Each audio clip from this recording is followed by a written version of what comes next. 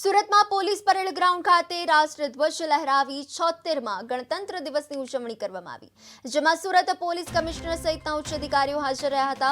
ગણતંત્ર દિવસે પોલીસ કમિશનરે મહત્વપૂર્ણ નિવેદન આપ્યું હતું અને કહ્યું કે લોકોના જીવ બચાવવા 15મી ફેબ્રુઆરીથી હેલ્મેટ ફરજિયાત કરવામાં આવશે।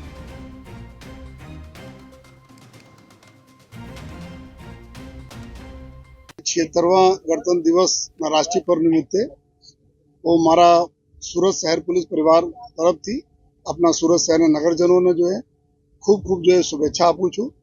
आज ना दिवस अमे लोग जो है एना माटे सेलिब्रेट करिए छे कि हमारा पूर्वजों हमारा क्रांतिकारों जे बलिदान आपेला अपना स्वतंत्र भारत माटे एना पण अमे याद करिए छीए अने साथो साथ आज ना दिवस ऊपर ज्यारे सूरत शहर छेल्ला एक वर्ष में अपने प्रजाजनों ना खूब सलामती माटे खूब ज मेहनत करी छे।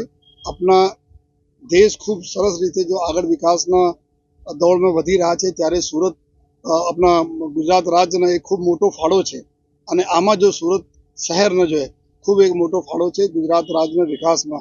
त्यारे पुलिस ने जवाबदारी बने छे कि अपना सूरत शहर में जो हमारा काम धंधा बिजनेस माटे लोको आवे छे, हमारा जो काम धंधा बिजनेस है एनी सलामती सचवाय एना माटे जो समग्र वर्ष अमे लोग जो साइबर क्राइम ऊपर जो है, ड्रग्स ऊपर जो है, ट्रैफिक ऊपर जो है कायदा व्यवस्था जाळवा माटे खूब सरस कामगीरी हमारा लोक रक्षक થી લઈને સીનિયર અધિકારી 76વા ગણતંત્ર તો આ હતા ત્યાર સુધીના સમાચાર। વધુ સમાચાર માટે જોતા રહો પાટનગર નેટવર્ક ન્યૂઝ। નમસ્કાર।